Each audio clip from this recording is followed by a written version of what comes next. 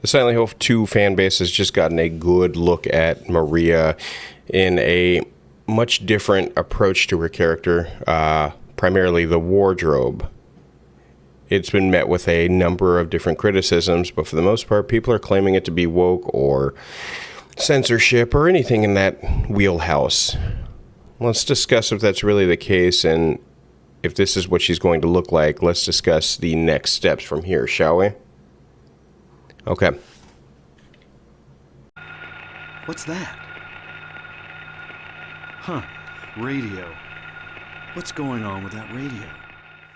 Folks, welcome to the Riot Stream. My name is Big Iron Riot, and here I discuss things like horror games, Silent Hill, and other stuff I'm interested in. And it just so happens that Maria, in the new approach to things when it comes to Bloober Team's attempt at Silent Hill 2, has decided to redesign Maria as a whole, top to bottom. So we got to see a look at her when it came to the full playthrough, or gameplay trailer, however you want to put it, of Silent Hill 2's remake on the last Silent Hill transmission.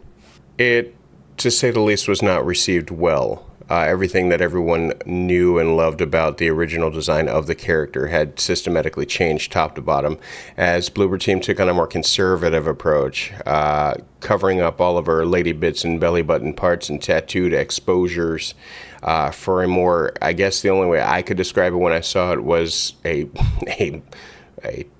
April O'Neil Channel News reporter look, I guess, about her.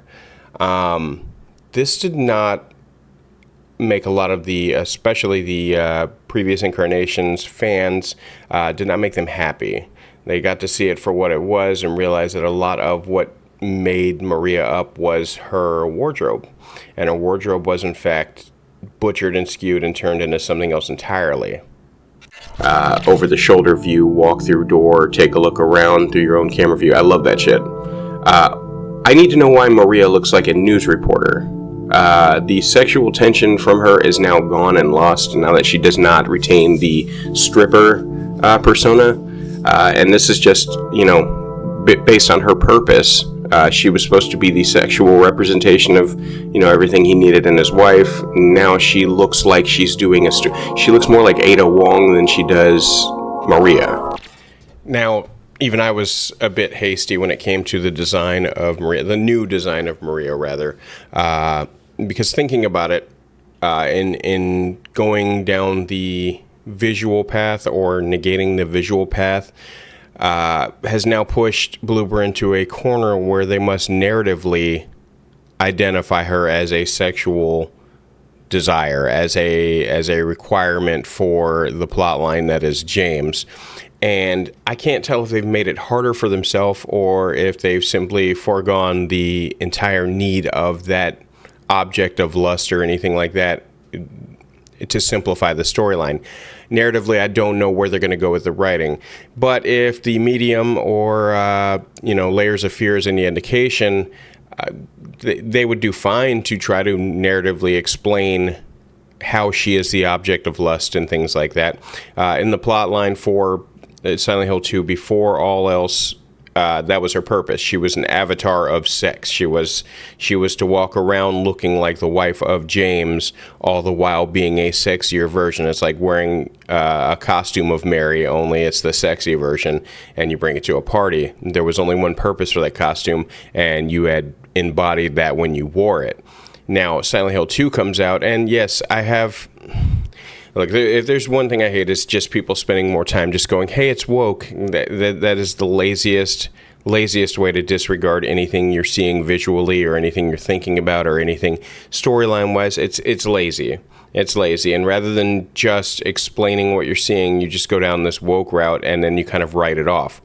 I don't believe it to be woke. I don't even use the term ever, so it doesn't really matter. But I don't believe this to be a woke thing, but I do believe this to be something that is a sign of the times, and people don't like hearing that, and people don't narratively. I don't care. Narratively, I'm a fanatic when it comes to movies, TV shows, whatever the case may be. If you can find a way to make the present day audience enjoy something while narratively choosing the perfect route to go, I'm all for it. When it looks disjointed, when you're soapboxing, when you get political, things like that, that's when I do not care. That's when I just kind of tune it out. I don't complain that it's woke, and I definitely don't start, offering counter ideas in another political department. It doesn't matter to me. Maria's costume change is different. It is weird, and it makes it harder for the narrative to kind of define her as the sexual object that James makes her. However, and there's a big however here, this just means that they have to imply it or they have to build around it a different way. Now, this is where Bloober Team can, and dare I say it, Bloober Team can almost do it better. In the early 2000s, when you got Silent Hill 2, it was pretty black and white. You just had a ex-stripper walk around looking like your wife, and you were like, oh, she's supposed to look like your wife. Okay, I've put together, or I've read, or deduced, or whatever the case may be, I've deduced that she is in fact supposed to be the embodiment of everything he wanted in his wife. Got it.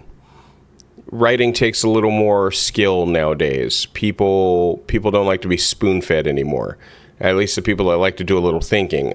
And especially if you're remaking something, you can't be as obvious or on the nose as you were. So Bloober Team's going to have to narratively find a way to make sure that she is embodying that without relying on the easiest tried and true method, which is just make her look like stripper.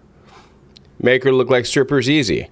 Don't get me wrong, and if they did, I'd be like, hey, that's like the time before when I played the one game. And I would clap, and then we'd all play the game and move on with our lives. However, you, Bloober Team, you've chosen to actively ride against the idea of going with the black and white option. Instead, you've chosen a more conservative approach in her clothing. Well, now you have to change your dialogue, or you have to change your plot line, or you have to add more memos, things like that. You have to basically supplement the changes you just made and go in a different route. Now, the better question out of all this is, have they made it harder for themselves? Yes, absolutely. They've absolutely made it harder for themselves. That's not a bad thing. Because you have to make a game that's already a beloved game to a lot of fans. You're going to have to make a character embody what you're trying to embody without using the most obvious methods. And now, Bloober, this one's for free. I'll completely give this one to you for free because it's probably too late by now anyway. But the easiest way, not only the easiest way, but the way I would love, and this is purely my opinion, so those in the comments that have gone in here and tried to absolutely drag me, I appreciate you guys for the interaction. Truly I do, but this is my opinion. Dialogue through and through. If you add far more dialogue that gets everybody to where they're trying to be, that displays the point and purpose behind the characters and things like that, I'm all for that business. That's what I want. That's what I would love to see. And I'll take that over just a girl walking around in a stripper outfit. I have zero problem there. It's not a situation that can't be solved without a little more talking and a little more memos you find on the ground, a little more out of James, a little more out of Maria. I think it would be wonderful, and it's absolutely needed, and this will help build on the lore. So while Silent Hill 2 was built on interpretation, how fans perceived it, you can still get something more concrete. Maybe have us not spinning in circles for the next 10 years as we wait for another good Silent Hill. Just saying. But well, not we, but Bloober has only one shot at this. If they do this wrong, Konami will see another opportunity to just can Silent Hill altogether and put it in a box somewhere and let it die. If this is not implemented correctly, if the same themes and tones are not obtained, then we're done. Because we're obviously not going to get a shot-for-shot remake, and it's better we don't. But in its place, we have to get something that feels the same or something better.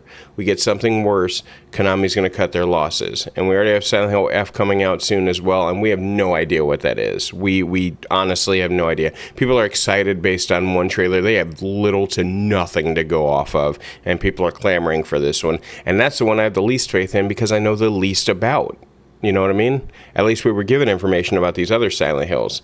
I'm sure Silent Hill F is going to be great, but if we're given nothing more than a trailer with flowers coming out of a girl's head, that means nothing to me. Absolutely nothing to me. I need something more concrete. Anyway, I've been seeing a lot of, especially on Reddit and Facebook groups and things like that. I've been seeing a lot of fire and brimstone being thrown at the YouTubers out there that are reviewing this and kind of piggybacking off of the Silent Hill 2, I guess, trendy path, and they want to just jump in and throw in their 2 cents. And I've noticed a lot of them have not played the game. I'm getting a lot of people kind of getting their 2 cents in based on what little or nothing they know about the game. And I'm not one to gatekeep. I truly am not. But it's really irritating when you don't have all the information, or when you haven't played the game. It'd be like me if new Gears of War news came out, and I hate Gears of War personally. New Gears of War news comes out, and I'm the first person to jump in front and be like, oh, let me tell you my opinion. Let me weigh in on that. But right now we have people that are basically furthering this ball of, hey, Silent Hill 2's gone woke. Everybody, let's discuss this. Obviously, everyone hates this, things like that. And it's just not the case. Right now, fans are just asking why. You have some fans claiming woke. You have some fans. It's a mishmash of just different thoughts and opinions and things like that. And I can respect that. People can have that. But whatever, the YouTube community, and it happened as of recently, the YouTube community is most certainly just kind of making this drama ball turn into something bigger and kind of snowballing it downhill. And it's not the case. It's not as serious as a lot of people are making it out to be. They change the design. Let's keep it very simple. They change the design of Maria. Okay. How are you going to make her sexy? And I don't mean that in a borderline pervy, whatever you want to call it, way. I mean, how are you going to make it to where it looks like this woman is the fantasy of James's dreams? How are you going to do that? If you're not going to do it by making her stripper, you better do it some other way. Because there's only two ways to go from here. Either avoid it entirely and not make her look sexy, and you'll cover a demographic of people who don't want to see women looking a certain way, or you go down the sexy route and you just make her say some shit that's, really, really sexy, or you have her do things that are really, really sexy. But it has to happen. It's the purpose of the character. Central theme around the questions I'm asking Bloober right now are very simple. If you're not going to put something from part 2 in the game, what are you doing to replace it? Because you cannot simply just remove it. You cannot. There's not things you can go, you know what, we didn't need this after all, and then you just move on. If you do that, you're going to get the worst kind of hate, and you're going to get the worst kind of videos, and then YouTubers that have never played the game are really going to come in and say some shit and just make this even worse. So, the question remains, whatever you take out, what are you putting in its place? And it better be better. And yes, that's subjective through and through, but it has to. It has to be better. There's no other way you can do this. If you don't make it better than the way it was, or you don't at least attempt to make it better than the way it was, then just leave the original item, person, thing as intended. Leave it in the story. If you're going to change Maria, what do you got better than that? What do you got better than Stripper Maria? Because if it's just Reporter Maria, you're probably not going to go very far. There's not enough there. What are you going to do if there's no Eddie? Oh, no, there have been people that have pointed out that Eddie was throwing up in one of the trailers. Okay, is that it? Is he just a cameo? Is he a full-fledged person? Are you saving him for the last trailer before you get things started? Has Eddie had an overhaul that you don't want to show us yet? These are the questions that are asked. Whatever you do to the plot line, especially for something so beloved, whatever you do to the plot line, you better make it better. If you're going to take something out, make it better. I cannot repeat that and stress that enough. And I think that's a lot of everyone's concern. A lot of people have opted for the stance of, if you took it out, it's going to fucking suck. Okay, fair enough. Fair enough. It just might. I'm opting on the side of talent and narrative, and we're going to see if what they take out is better or worse than what they put in. And we'll see. We'll see with time. We truly will. But I haven't counted it out yet because I haven't seen anything to imply that they butcher a story. Bloober Team may be this and that to you, but I have not seen them butcher a story. I don't know. What do you guys think? Do you think at this point you change anything or remove anything, you're done? Like you can't deal with it? Are you opting for an idea that they can do better if they remove something? Actually, they'll be put to task if they decide to remove something. They'll be charged with doing something better. Or are you just in the belief that they need to just make something new altogether? Very curious to know what you guys think. Special shout out to everybody on my Patreon. Your boy over here just got monetized, so as you notice now we have ads playing during the videos, which helps me immensely. You can support me one of two ways, either by just watching the movies, liking, subscribing, or you can just hit up Patreon, where you can get yourself a free trial and take a look at my Patreon and see what I offer over there. You get access to secret videos, more personal stuff, random thoughts, but more importantly, you get to talk to me about my content directly. I open up a chat line that we can just have a conversation, and if you like to see something, we can talk about it. Why the hell not, right?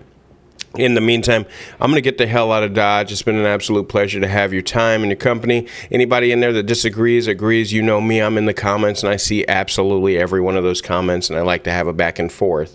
You can call me names if you like, or we can have a spirited discussion. I don't care.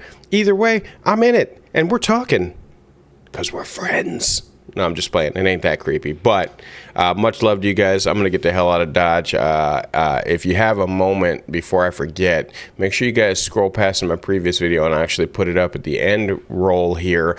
I actually interviewed a producer from Silent Hill Ascension.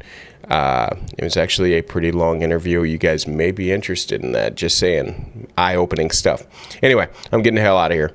Later.